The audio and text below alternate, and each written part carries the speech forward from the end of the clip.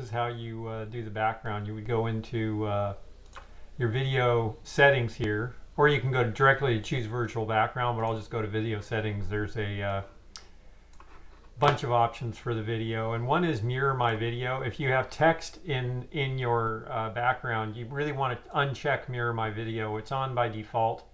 Interesting reasons why they do that. But go to virtual background then and click this plus button. You can add an image. Like I can go to my file system somewhere. There's the Sierra image that I actually had there.